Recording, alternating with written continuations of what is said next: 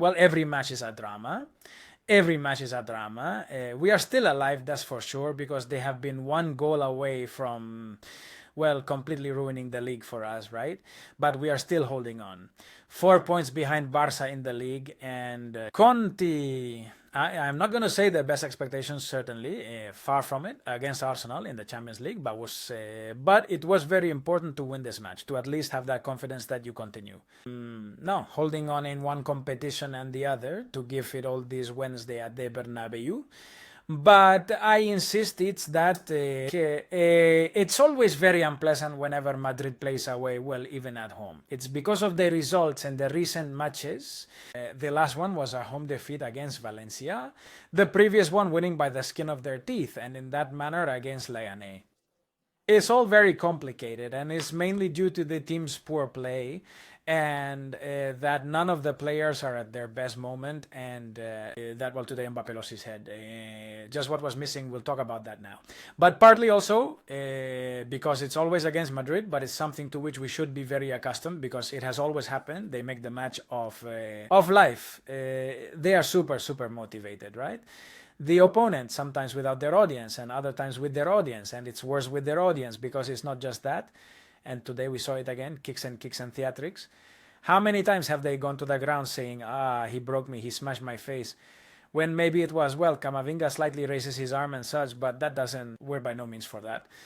And yet they constantly tried to get yellow cards for Madrid, which ended up with a lot of yellow cards as well. It was a very unpleasant match in that sense. Kicking, theatrics, and then from the stands, spewing hate each fan, right? It is very different from how they approach these matches with Real Madrid compared to how they do with Barca. But I insist, that's something we already know. That's something that no matter how much we complain, it will continue to happen. And it has also happened in seasons when we have won the league. So nothing justifies what Mbappe did. Absolutely nothing. Even though one thing, they were kicking him. They were, well, doing everything they've been doing to him throughout this league, right? In that match against Espanyol, the guy who ultimately scored the winning goal for Espanyol, when that referee massacre started in February, they made that tackle on him, and they did not go to the VR. A brutal tackle. Well, how different from today, right? How different from today when Mbappe was absolutely rightly sent off because he lost his head. It's unforgivable what the French player did. How can he? Well, he's going to cause harm. And watch out for the sanction. But it's unjustifiable. It's a reason to give him a scolding. And even if he weren't as talented as he is, well, bench him, leave him on the bench this coming Wednesday in the Champions League. But that's not going to happen because we need Mbappe. But really, I couldn't believe it. I couldn't believe what this guy has done. I insist it is unjustifiable, but they kept giving it to him and giving it to him and giving it to him and giving it to him during all those minutes until that fateful action came that left us with one man less. Be careful with the sanction because let's see, the rule is clear. It says that this is from 1 to 3 matches. It will not exceed it will not reach not at all, but there will be a little campaign. There will be a campaign for Mbappe to miss 4 matches because it will be a way for him to miss the final of the cup. Because remember that up to 4 matches, that doesn't happen until 3 matches, but 4 or more can cause him to miss games in another national competition, and it would be the Copa final, but it's not going to happen. It's not going to happen. But whatever they give him, it will be well deserved. I think it will be 2 matches. We'll see. Then he sent off Manu Garcia, the Alaves player, for an action that is less severe than Mbappe's. It's less harsh than Mbappe's, but it's a red too. Because there were those who said, no, that's not a red. Sorry, that's a red. Yeah, he put his studs on Vinicius' on his calf. Look, it's the same thing Maffeo did in the first match day of this championship. But they didn't send him off for whatever reason. Well, practically the same. With more or less force, that was a red. No, they didn't show it to him that day in the first league match. And today they did show it to Manu in that pass, I think it was from Courtois, to try to catch the Alaves defense off guard in a second half that was practically based on that, on holding on and counter-attacking, until they sent one of them off, which is when Madrid had a little more of the ball without winning possession against Alaves, who beat us. This is a data point, a little tremendous, that speaks clearly to us about how the team is. But about the refereeing issue, and before talking a bit more about the game, let's see. There has been a lot of noise regarding the penalty that might have been committed against Arda Güler. For me, what do you want me to say? For me, that is not a penalty kick. Why? Because both players, in this case the goalkeeper, who is the most important to us, whether he stretches his leg a little or not, occupies the space he needs to occupy. It can be. Also, Arda Güler doesn't touch the ball either.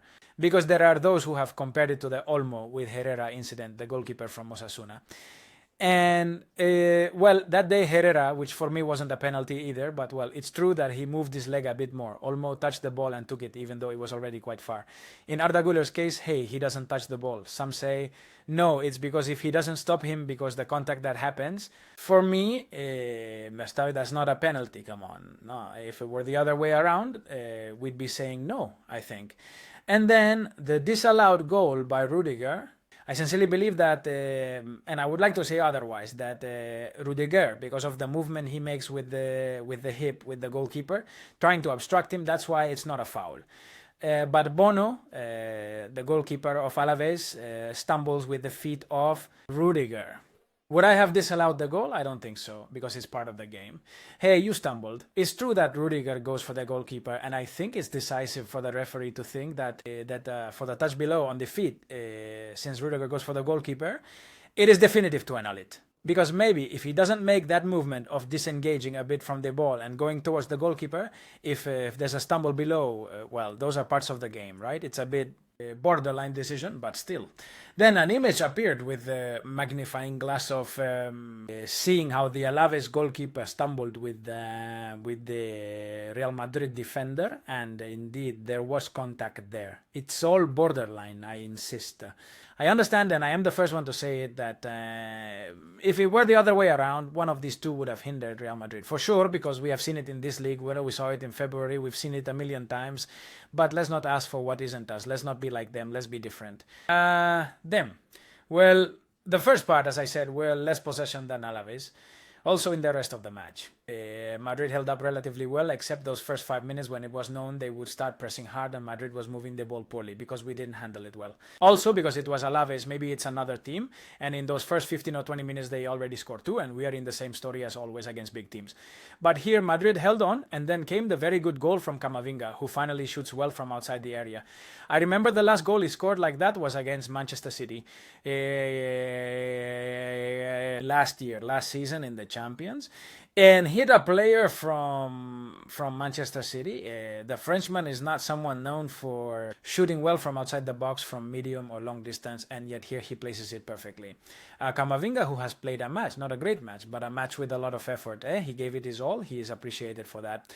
Also because he won't be able to play this coming Wednesday because he was shown the red card in London. And look, very well, because we needed Camavinga and we need him. And I think we're going to miss him on Wednesday, even though we've already come to terms with the idea that that he will not be there. And in the second half, holding on with 10 until their player got sent off, and with counterattacks. A player like Endrick fit much better at that moment. I would have taken out the Güler earlier and would have put Endrick, who hasn't had a single minute. Here, it doesn't matter if it's Davide Ancelotti's son coaching, following his father's orders, who was up there naturally, or if it's Carlo Ancelotti himself, because the same decisions are made, and Endrick today, incredibly, once again, did not get any minutes. But it is not like the changes have been bad, poorly made, right? Güler and Rodrigo went out, and Vini and Jude came in, who were involved in a couple of actions at the end of the match, especially one of them with a 2-against-1 advantage, but a lamentable resolution, very uncharacteristic of Bellingham. I don't blame it so much on Vini, because in the end, Vini doesn't fail in the pass or in the shot. It's Bellingham who wants to return it again to the Brazilian. He misses, although the defense benefits from the rebound, and then although the shot isn't bad, it's more credit to the goalkeeper, to Bono, for stopping that ball. He should have resolved it even by giving the ball to Chouameni, who was coming from behind, with practically the whole goal open for him. There's no need to regret it since we ended up winning, but there were a couple of actions at the end where you think, hey, come on, a match. Let's see if we can finally win it with a certain calmness, with a 2-0 in the 80-something or 90th minute and being relaxed. Well, not even then. I mentioned Chouameni. He played a great match. And even though he's not my devotion, although I recognize a lot of value in him, and now I think he's showing it, that he is a guy who is attentive there, who generates a lot in the midfield in the form of, well, I'm already satisfied with the presence and with the intimidation and with stealing balls. And boy, even if not, I'm not thrilled about the way he distributes them, but at least he is there. And today it was noticeable. Says he had plays with a lot of merit. He received many fouls, caused many, and did very well. And I am excited for the Arsenal match, especially because I believe and he should be with Ceballos and the French this coming Wednesday. Ceballos, who has had few minutes, made a great play that led to the last foul of the match, the last action. Ancelotti wanted to give him those minutes so that, well, he could have some before Wednesday's match. This test is not the ideal situation to play the whole match on Wednesday after having played so little, but we need him. Camavinga is not available. You have to put Fede Valverde as right back, since Lucas Vázquez, who today didn't have a bad game either, but is not up for that task, to play that match and provide guarantees against Arsenal. And there, the Uruguayan has to go, and the midfield, well, you'll end up with Chouameni, Ceballos, Bellingham, and the three up front. Although it's questionable whether it's best to put Rodrigo against Arsenal, I would put a midfielder more. There are few, it's true, but I would add one more midfielder. And that was the last name I was missing, Rodrigo.